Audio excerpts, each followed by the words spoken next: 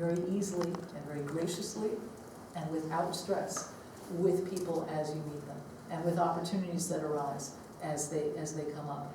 If your materials are not ready, you're doing all this work with one hand tied behind your back, and it ends up being stressful and not fun. The best thing that you can do, each time you create a piece of music, that's your gem. Each piece of music that you choose to publish, meaning to make public, to make it available to other people, that is a very wonderful thing. It also is a lot of work, because suddenly you have this new baby, your piece of music, and to make it presentable to other people, there's a lot of stuff that's involved with that. Obviously, starting with assuming it's not an electronic piece and that other people are going to be performing it, you've got to make it beautifully copied and bound. You're going to also sell it via digital in PDF as well, but a lot of people are still going to want bound copies, so you've got to figure out all that binding and all that self-publishing stuff, whether you end up going with a publisher or not. We're going to talk about publishing, but for the time being, you have to get that looking great so you can hand it to somebody. If you're meeting somebody at conferences, you're going to have two basic things, or more than two. Business cards. You should always, this sounds so old-fashioned, but it's true. Always, always, always have business cards on you. Even when you go to the grocery store. You just never know. I can't tell you the number of times when you meet somebody and they say, oh, do you have a card? Or I want to follow up with you, or I want to meet you, drop you a note or send you a link or this. And if you don't have a card on you, you've just made it a little harder to make that synapse connection for the other person and for you. Always have cards. My cards actually feature my photographs. I have just little personalized cards with my photos, different photos on different cards. And it sounds so silly. I print up my own cards. I don't use Vista printer or any of that. I just do them myself. You see, demo CDs or flash drives. I still, even though I haven't bought a CD in years. Everything's download. But for PR purposes and demo purposes, CDs are actually still really, really helpful, because not everybody has a USB drive in their car when they're going to listen to music, right? I mean, if you hand somebody a flash thing, the flash things are way cool, but that means that they have to listen on their computer, and you're hoping that they even have decent computer speakers, which many people don't. At least if you hand them a CD, chances are they have a CD player somewhere, they have one in their car, they usually have one on their computer. You give them a little bit more. I'm saying this in terms of conferences, for example. I'm about to print up a really big CD run for the conferences I'm about to go to. And it's old-fashioned technology, but it's basically a sonic business card. So in that sense, a CD, you're not going to make money off of commercial CDs. Okay, forget it. We're going to talk about income streams in a second. And you can take, my great CD is going to earn me money. You can take that off the list, okay? Just bye-bye. But it is still really great to have CDs to hand to people as a coaster, as a musical coaster, because they, hopefully they will listen to it. And it is still good PR, even though it's old school. You can still go with that, still spend the money with disc makers, whatever, to do a run. Disc makers, by the way, there are several companies. Mixtronic, I think, is another. Mixonic is another one. But disc makers, you've all heard probably. You can do runs as short as 50 with them. With some companies, you can just do 1 or 2. That doesn't make sense, but because you can do them yourselves. The materials that you have are very important. Let me just take a look here. And I want to give you links also to a couple of articles that I've written that will recap some of this stuff. There was one article I wrote for New Music Box. How many of you guys read New Music Box? It's a terrific music blog. It is under the aegis of New Music USA. New Music USA, based in New York, is a national organization that is the love child of the American Music Center, which Aaron Copland founded, and Meet the Composer, which was a non-membership group that did great things to bring composers into communities. Anyway, 2 years ago, exactly 2 years ago, November, the two organizations merged. I was on the board of American Music Center, and now I'm the chair of the New Media Council for New Music USA. And they have a really great blog, not blog, e-zine, I should call it, excuse me, that I really recommend that you check out. newmusicbox.org, and newmusicbox, one word, .org. you will find so many resources. Frank O'Terry is the editor. Ed Harsh is the president. He's a fellow composer. They're both wonderful composers. And Ed Harsh is president of the organization, and Frank is the editor. Other composers like Alexander Gardner write for it and do wonderful stuff. It's just a great meeting ground for what's going on in our group with no stylistic agendas. That's what's the coolest thing. It really represents all genres of non-pop music, for lack of a better term. But there are tons of resources. Not only, you've got lots of interviews with composers about what they do, lots of features about different topics that are relevant, and also, some pieces like this one that I wrote, it's called "Making an Asset Out of Your E-Self." And it's basically it's a little dated in terms of a reference to MySpace, which is laughable, but that was the Facebook of its time. But much of the information in it, still stands. And so one of the things I say, the tools you'll need. And I start with lots of good music, and well-recorded music on CDs and MP3s is the second thing. Now, in addition, I got ahead of myself by saying, you want CDs, but what do you have to put on the CDs? Recordings. The most important asset for your career right now is recordings of your work. And this, I can't stress it enough, that people, gone are the days where you just send somebody a score and they put it up on the piano desk and read through it. That's not how it works, and you guys know that. Every time your music gets performed, or rehearsed even, if you don't think you're going to get a performance, someone's just reading through something. Whip out your iPhone at least, if nothing else, and record it. And you don't have to put the entire thing up on the web, and in a lot of cases, you might not have a performance, especially starting, as you're a little more in the beginning part of the career, you might not always have such great performances that are just stellar from beginning to end, right? But there might be a really great minute and a half in there. And that's, you fade in, fade out. And that's all you need. If you go to my website, I have almost no full recordings of anything. Not because they're not good, but because I don't, it's not necessary for me to give away the story. I want to give enough of each piece so that someone gets an idea of what the piece is, and if they want, they can buy the CD or buy the download or whatever. As I said, it's not really for money, it's more a copyright pride thing at this point, because you're not making money off of recordings.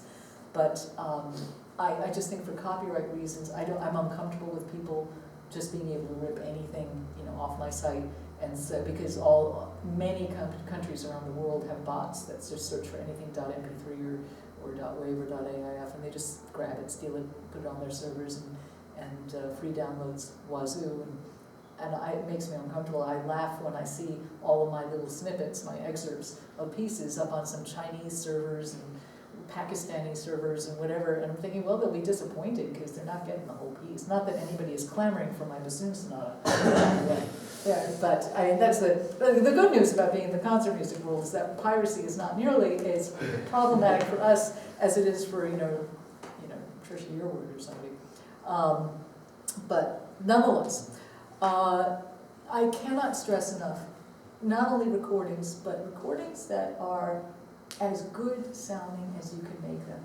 And here's where I'm going to get all geeky and techie on you. How many of you have project studios? Okay, how many of you have digital audio editing software on your laptops? Okay, well, close to having a project studio in a sense. I want all of you to be comfortable with editing audio. It is an amazingly great tool to have as a composer, to be really good at software. Because when you get performances that are not quite great sounding, maybe there's a lot of noise in the background, maybe there's a big cough. This just happened to me. I've got a great story for you. Maybe there's a really big sneeze, right someplace where you don't want that sneeze, and you can do something to edit it out. Maybe one section is just painfully slow or painfully fast, and you can just speed it up and make everybody look better. Maybe there's a little pitch correction that can be done.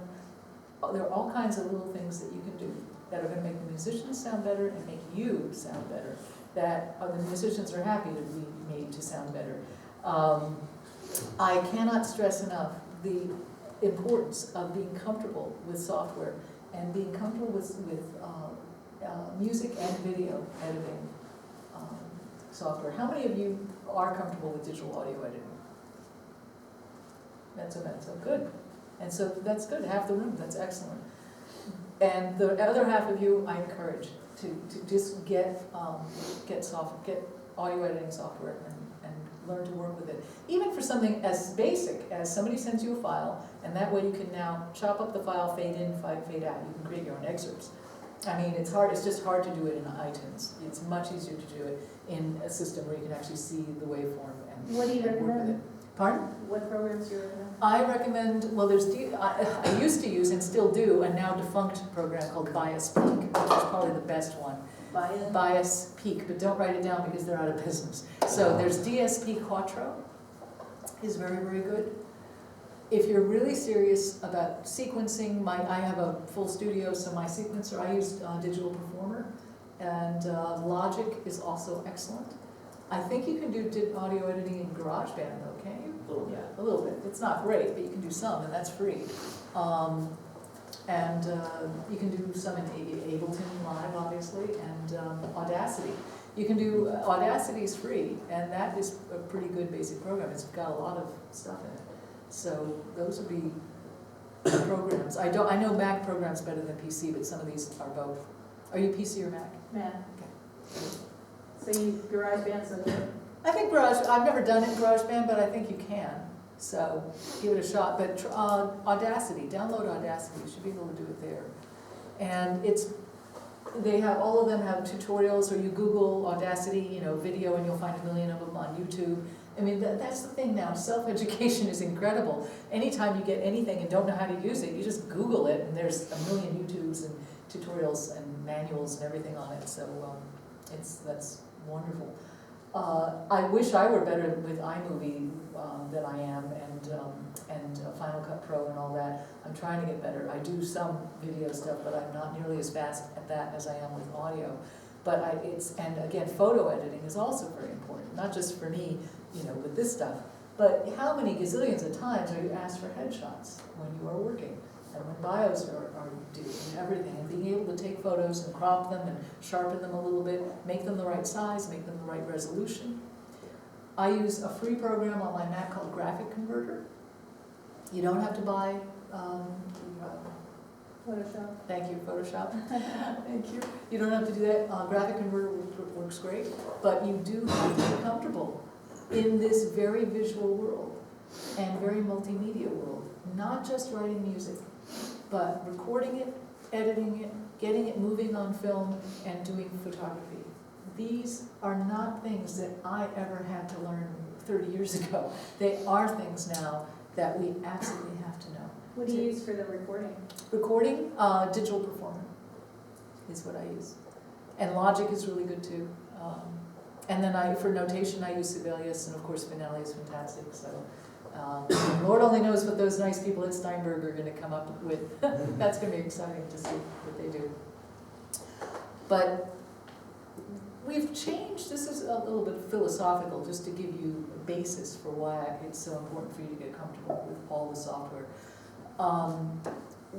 It used to be, before computers, people were actually looking up at each other and talking to each other. Now we all have our heads buried in our smartphones and in our computer screens, and more music is consumed on YouTube than anywhere else. Okay, think about that. YouTube. Music has become very visual. Our job description has become very, very visual. It's no longer just the music. It is the music, but it's often paired with visuals in one way or another. And you have to put it up on YouTube in one way or another. You've got to have photographs of things. You've got multimedia performances are more and more common. I'm doing more and more of those in my stuff. This has become a very visual world because everybody now is staring at things all the time. It used to be that the only thing they'd stare at is TV and movies, and that would sort of give them a break the rest of the day. But now, throughout the day, everybody is staring at screens all the time. And we have to address that. as musicians. We can't just act like, oh no, you should just sit there like this and simply let the music wash over you and just listen to it. Of course you should, and that's great, many people do. But we still have to find other ways in addition to that, to reaching our audiences and reaching players who expect a little bit more. On my score covers now have, of my larger works have my photographs on them. My website has my photographs. I keep my YouTube page current with stuff that comes across the transom. Do you think, I mean, as far as copyright or YouTube seems such a public, free form that you're basically just giving it away Yep. and nobody has to even get back to you on it or anything? So- Well, yeah, I mean, if you're posting an entire thing, it's true. You can monetize it by putting ads on your YouTube stuff, and people are making money that way. It takes a bit of work and thought to do that, but you can do it. So is that like a trailer for your? It can be a trailer, it can be a teaser for something. A lot of people do that. So you recommend using YouTube in that way? Sure, absolutely. I mean, right now, with my YouTube page, there are a number of full performances that other people have posted of my stuff.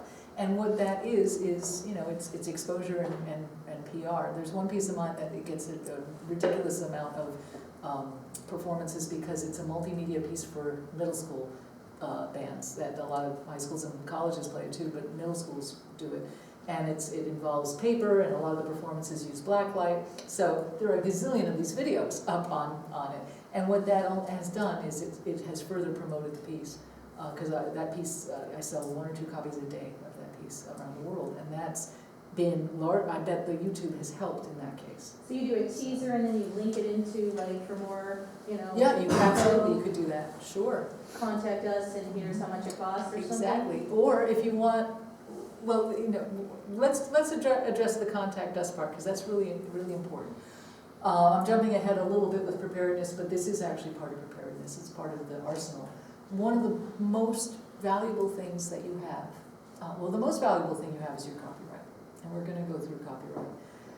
But another very valuable thing that we have is our database of people who have interest in our work in one way or another. Either they performed it, or they've emailed us about it, or they have become our friends somehow and would be interested in the future in knowing what we're up to. Our database of names and emails, and to a secondary degree, physical addresses, but email is very important, is extremely worthwhile. And one of the things that you could do, for instance, you pegged this idea for me of a trailer, saying, well, what you want, it's not so much even that you want to sell the view of your piece, but what you do want is a little quid pro quo. You just want somebody to have to email you to get the link, because then you get, it's called permission marketing. Then by them choosing to email you, they have contacted you, and you can include their email in your database. Now, if you ever send out a group email, like MailChimp and that kind of stuff, always, or any kind of group email, give somebody the right to easily unsubscribe from it. I actually never do that. I do not do any mass mailings. The way I use my database, though, is to be able to search for people when I'm forming consortium funding commissions. I can search for people who have played this piece or that piece, or are from this state or that state, however I want to filter it, and I write them personally. I mean, they're getting a personal response. This goes back to something I was talking at length about before you guys came in, was relationships, and how important each and every single relationship that we have is, because they are all in our sphere permanently in one way or another. Whether it's, the people you go to school with, you're going to see each other when you're 50 and run into each other, and you're going to have that bond, because you went through the trenches at WWU together or whatever. And the people that you've worked with 20 years ago on a scoring session or in a commercial or in an opera pit, wherever, you're going to run into them and you're going to have that bond. And the people who have emailed you because they played your piece and they wanted you to know that there's a wrong note in measure 44, they are in your sphere, and you'll remember everybody matters. I don't do mass mailings. What I really do contact everybody individually, even if I have something to send out to 25 people. I'll take a moment to just do it in a certain way to each one of them. So these people all become part of your database, and by having that database, you have a funding source. This gets us into commissions and stuff, but you have a group of people that have expressed interest in your work. And let's say if you write chamber music, and if you write a lot of string music, let's just say, and you have a lot of string players in your database, which you probably do since you're a string player and you hang out with string players, right, Carlos? You know a lot of string players. So let's just say you've decided you want to write a string trio for violin, viola, and cello, and that you'd like to put together a little funding for it, and you'd like the piece to be performed by a number of groups, and you don't just want to do it for free. What are you going to do? You go into your database, you go into your address book on your computer, and hopefully you've taken a moment to, and if you haven't, you should, go back through and put what everybody plays. I always put, when somebody enters my database, I put composer or violist or euphonium player, or whatever I put. And if they're a client who's bought my music, I put what piece they bought so I can keep track. And that way, suddenly you want to put together a little funding for your piece. It's going to be a short piece, you don't need a whole lot, right? But you want something. So you cull those string players, and then you look at the long list. Maybe you have like 150 string players in your book, and you look at the top third that is most likely to really want to be part of something that you're doing. And you send them a personal note, not a group email, not a mass herd of, I'm writing this new piece and I want y'all to be on board. No, make it personal, because if they're in your database, it means you've had a personal contact with them to begin with. Are you asking them for money? Mm-hmm. You're asking them to be part of a consortium that's going to fund your new piece. And for that, they get to premiere it, they get to, to be part of a regional premiere. We'll have premieres all over the country, let's say. And you're asking, and this is called consortium funding. And it's something very common in the band world, and it's becoming increasingly common in the orchestral and chamber music world now. It's a very common way to do it, because commission fees being what they are, it's hard to find one deep pocket to pay for a commission. Much easier to find a whole lot of shallower pockets who all really like what you do, want to support it, but they don't have a lot of money. Your friends, maybe, let's take it on a friend basis if you're in school. Let's say, ideally, I'm going to put low, reasonable numbers here. Let's say you're going to write a short piece, and you'd love to make $1,000, to write it, just a short piece. And most of your friends are still, and your colleagues, let's say, are still starting out. So what do? You write them, say, for $50, and a signed score from me, and a beer, and whatever you want to throw in. If everybody puts in $50, you'll get to your consortium funding. Slowly, if you're looking for $1,000, but you will get there. So, or some, maybe for some you ask for a little bit more, and maybe raise the price. But that's how we do it. So what are you offering them in return for their graciousness? Okay, and then in return for their graciousness, they get their name and that of their institution, if there is one, in every single published score. If there's a recording, they are also acknowledged in that. They get a signed copy of the score if they would like that, or a signed CD if there's going to be a recording. They basically are getting credit and eternal thanks. And then there are other perks too. I mean, if there's going to be a recording session, they come to the recording session. There's whatever you think would be of worth to somebody interested in your music and interested in connecting with you and having. This is especially true for non-musical patrons. If you have an attorney or a doctor or an engineer or somebody, let's say a woman who's an architect wants to commission you for something, and she's probably never been to a recording session, and it's very thrilling for her to see the inside process of how somebody works, how a composer works, to somebody who isn't doing it. I've been auctioned off on behalf of Friday Harbor Laboratories each year. They auction off an afternoon with me in my studio to people, and it's always a big seller. I don't know why, but I do know why. It's because no one ever gets to go to a composer's studio. That's like exotic, So I got these really nice people, paying to come over and hang out with me over wine and cheese and watch how I'm putting together my current piece, and it's fun for me. I like showing them. So we are exotic to the non-musicians, believe it or not. And it's a really lovely thing. We have worth, what we do has worth. You are also reminding them that they are creating repertoire. They're doing a great thing for the arts by creating a new piece, a new addition to the repertoire that's lasting, and their name's going to be associated with it. So if you're just getting started and nobody, I mean, you obviously have pieces or whatever, but you don't have your ducks or whales in order. Okay. You know, are you trying to get these people to, like, are you asking for $50? Are you asking for That's, 500? well, that depends on the nature of what, our fees, I guess, this is a good time. I was gonna wait till later to get into income streams and fees, but we might as well address it now. Fees are very much in this business because there is no set fee. It's what the market will bear.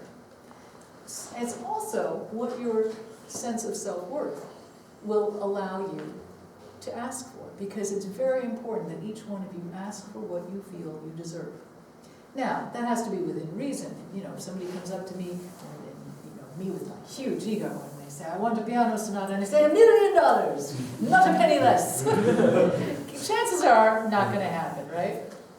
Chances are not going to happen. But there's no reason for you guys not to price yourselves at a reasonable rate. And that means, first and foremost, as you progress, not necessarily, there's no strict rule of thumb about when do you start charging, or who do you charge, or how do you charge. You have to feel it. You have to know the basis of it. Even in school, a lot of what you do when you're in school will be for free. Writing for your colleagues, that makes total sense because you're helping each other. They're getting recordings out of it, and you're getting recordings out of it. Very, very important that you get recordings out of it. That quid pro quo works really, really well. I'll write this piece for you if you promise to record it. That's, and really practice it and do it well. And hopefully you'll even splurge a few bucks out of your pocket and pay for really good miking. It was either a studio setup or an engineer in the hall or something, so that you'll have a really good quality recording that you can use for not just, not because you're going to make money on the CD release, but because that recording of that wonderful piece you've just written for your colleague is going to help propel you in your career, because you're going to use that to show people what you do, and based on hearing that, they're going to commission you for other things. The recordings for me, and this kind of quid pro quo when I was starting, were extremely important, and continue to be. I mean, it's different now, but it's very, very important to have recordings of your work. So that's one thing. The other thing is, at a certain point, you each will know where you are in that. It's going to be time, hopefully some of you are already getting paid for your work, and for all of you, it will be time to start getting paid for your work. And so the question is, well, how much? And one of the best things you can do is find out, talk to colleagues who are maybe even a little bit more down that river than you are so far, and ask them. I've been commissioned for a piano trio, 8 minutes long. Can you give me a ballpark of what you would charge for this kind of thing? What should I be asking? I mean, if we don't help each other, if we don't start talking about money with each other, we're all gonna sink to the bottom of that, income stream. We want to rise to the top and float on the income stream. So the best thing that we can do is be open with each other. Somebody doesn't have to give you an exact quote of what they made, but a ballpark is gonna be very helpful for two reasons. One, it will keep you from underbidding yourself to the point where you kind of ruin it for everybody. If you tell somebody an 8-minute long piano trio, I'll do that for $400, which you might if you're a first-year composition student, but that's not what you're going to do as a professional.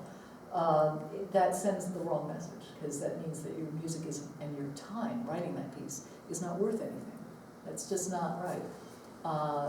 Conversely, if you say, I'm going to charge $4,000 a minute for my piano trio, yes, I'm sure John Gruliano could do that, but the rest of us in this room probably can't get $4,000 a minute for it.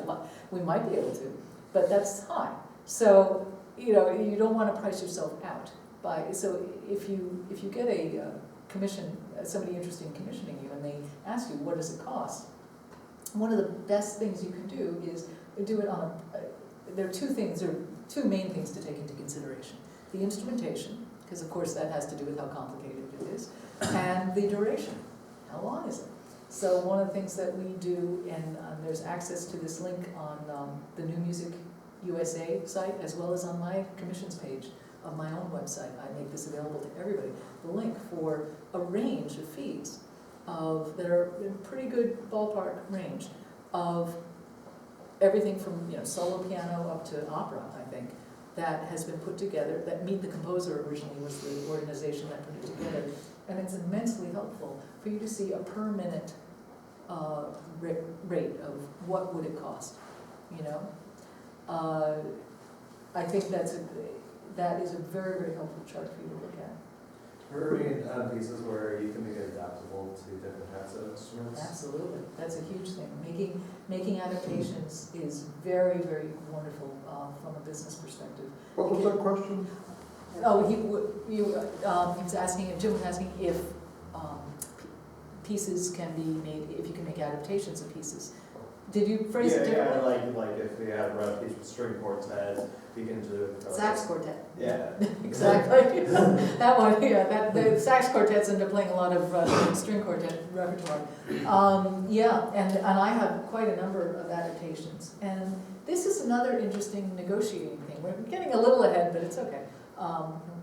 Ping pong around here.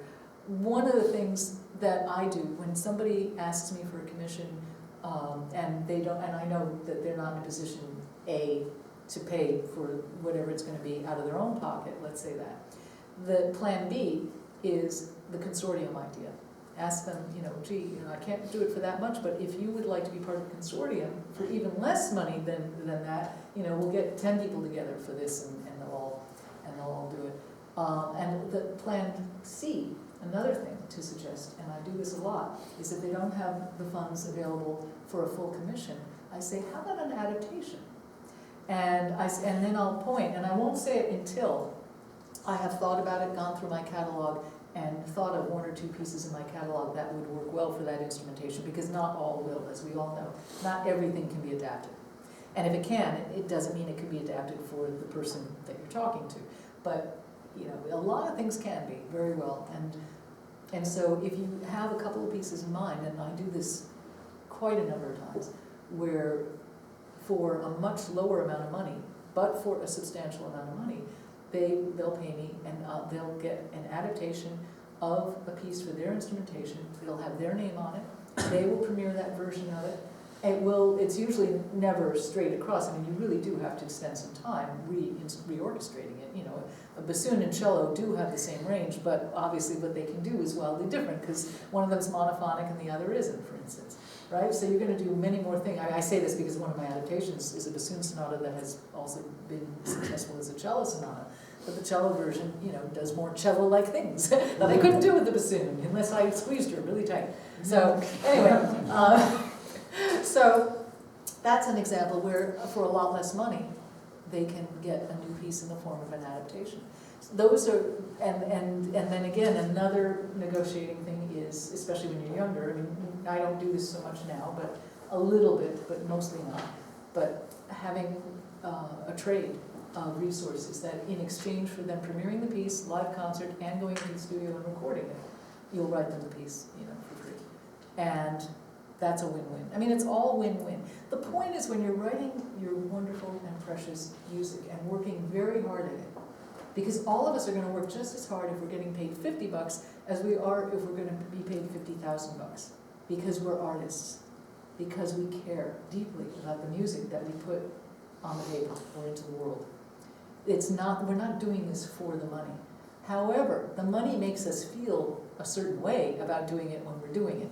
And you don't want to be in a position where you're writing music that is challenging and is your best effort, and you're feeling taken advantage of. And you're feeling like this institution had the money, to pay me better, and they're not, and I didn't ask for it, and now I'm sitting here feeling resentful as I'm writing. Don't put yourself in that position. You are worthy, step one of our talk at noon. You are worthy. Ask for what you need. Now, how do you price what you need? I mean, you can look at the chart. I'm happy to tell you, what I get on things. I'm not shy about money. If we don't talk about money, we're not helping each other. But one of the things, a good guideline for each one of you, is think about what it costs you to live in a month? You know, what's your monthly nut? Think about how long it takes you to write the piece that you're being asked to write. You know, think about the difficulty of the instrumentation or the ease of the instrumentation. I mean, piano is a lot harder than oboe.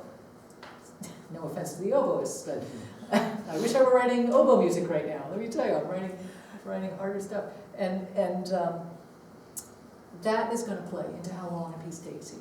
You know, the muses have to show up one way or the other. I mean, sometimes it takes you a long time to write a piece because it takes you a while to come up with what you want to say in that piece.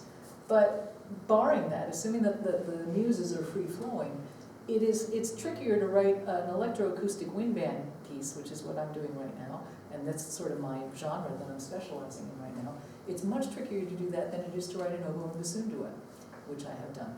And it just takes a heck of a lot more time and organization. And so I'm thinking about, okay, how long is it going to take me to write this piece? What are my expenses? I live very modestly. That's one of the keys to happiness, is keeping your expenses down and avoiding debt. I won't, you know, I know I said this even in February, I think I talked about this, and I always say school debt, you know, educational debts, that's another can of worms, and it is what it is.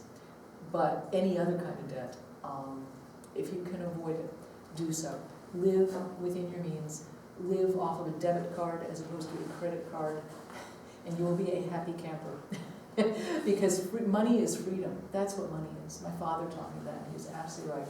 It's not acquisition. It's not the things you can buy. It's the freedom to be able to exhale and relax and write your music without worrying about how you're going to, you know, pay your bills. And so the less pressure you can put yourselves in financially, the better for you. Yeah. I'm just back, and maybe you covered it before I came in, sorry I was a little late. If you're just brand new, nobody's asking you to commission anything. Right. And you just wanna get your music out there, and you need to have a good recording and be prepared, as you said. And maybe you have, you know, a small network of people who've always admired your work or something. And maybe you even have a repertoire of things that you've been composing since you were 3, you know. How do you get from, you know, nobody's gonna volunteer and give you those fees. Right.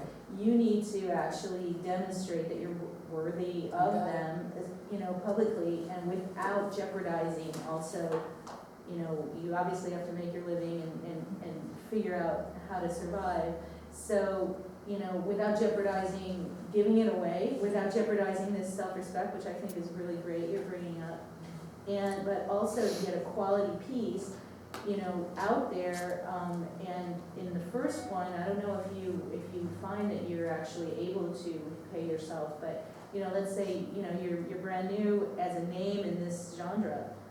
How do you develop a piece in order to get it out there and then, you know, be able to market it in a way that's gonna bring you in those? Great questions. I touched on it, but I want to touch on it again because it deserves being spoken about at length. Is when I started, before you came in, I was describing how I didn't actually start my concert music career until I was 37, okay? So I started without knowing anybody in the business. So very much parallel to what you're describing. And what I did at the time was I wrote music for free. I was not paid to do it. I wrote some pieces that ended up being good showcase pieces for me, multi-movement pieces that had some pith. And they said, I think they established me, you know, as having something to say, and to both to myself and to my peers. And I worked very hard to network with musicians. In addition, the ones I wrote them for specific people that would play them on local little composer forum concerts and things like that. And then I also plugged into the opportunities listings at American Composers Forum has them and other places, and I started sending them out and networking.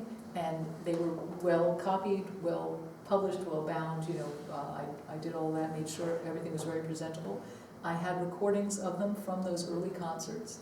From that somebody else made, or you made? No, first that I made of the concerts, so I had demos to send out, and then I was really lucky that 2 of those pieces ended up getting commercial recordings very quickly, and that really, really helped. But even if I hadn't had the commercial recordings, having any kind of recording of those, of what they sounded like, was going to help put me on the map as I entered things, to get them So you spread spent out. all your own time, all your own money, and you gave it away basically Right. until someone discovered you. Well, it's not so much someone discovered me, it's that I put myself in a position where I built enough of a body of work and knew enough musicians that at the end of, in my case, a year and a half, I was very comfortable, asking for And you money. supported yourself how during this? I had some savings, Roger asked that too, I had some savings because I had been working in commercial music beforehand. And so I So had. you were in the field. I was in the field, yeah, I've always worked as a composer, but as you know, the film and TV music world and the chamber music world are wildly different. So I was starting totally hatched from an egg, in chamber music. So very much like what you're describing.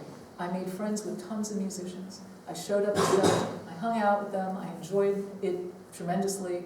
They, in turn, found out about my music. I would make endless demo CDs, just like I used to in film music. All you do is make demo CDs, demo reels, demo links now. And you so, had all the setup for this, I'm assuming? Yeah, Okay, exactly. So you invested in your own setup? I or invested in you my had own it? setup, yeah. So basically you needed to set them out, because I'm wondering, let's say you're just getting set up. Right. About, even if you want to do a 10-minute piece, Mhm. or a 4-minute piece, or 3 to 1 minute for a trailer or something, Right. what does it take to just, have that first big bang in order to get yourself launched? Really great luck of meeting a musician who's going to launch the music, into a bigger venue, or But not to be venue. prepared, but, to be prepared. But to be prepared, what does it take? Well, I guess, the more musicians playing your music, the better. So let's say, you write a piece for free because you feel in your bones, I must write this piano sonata, which is what I felt in my bones. Yeah. And that piano sonata was an early piece of mine. I'm a pianist and I like it. And you write the music you deeply, feel committed to writing. You find the performers. It's easier if you write for performers that you already know. And failing that, you can get to know performers using the wonderful interweb. And it's very easy, Google and search and find people. It's particularly easy with chamber groups, for instance. This is one of the things I used to do, and I still recommend it to you guys. When I was completely unknown, as you were describing, so nobody would know me from Adam, but I had a website. This gets back to the preparedness. We're jumping a little bit ahead because it's so important on your website to have a lot of things. We have to have the recordings. And one of the things that I really recommend on your website is that in addition to your bio page and the page of your concerts and what's going on, and the page of you with landscapes or squishy things or whatever makes you, that you have a catalog page. You have to have a works page, a catalog page, and each one has to have a link, I think, to its own page. I'm going to show you this right now. And that way, when you have your wonderful piece for, let's say, clarinet, violin, and piano, you can do a Google search. Let's say you don't know any trios like that. Do a Google search, and you'll come up with a whole bunch of trios that have that instrumentation. You then spend some time, it takes a little time, to go through carefully their websites. These are people from all over the world. And you go through and you see and you listen, because most of them will have audio clips and repertoire lists on their website, right? You go through and you see, what are they playing? What does my music, does the style of my piece sound like something that might interest them? Because let's be honest, people who are doing very avant-garde, throwing rotten eggs against the wall and recording in a tape loop and sending it back out there for the cellist to imitate. That is a different kind of music than, something else that's a little bit more inside the lines, right? So you gotta this is where self-reflection and being honest with yourself comes into play many times. That you wanna make sure that you listen, see what those ensembles for clarinet, violin, piano, let's say, are doing. Find a handful of them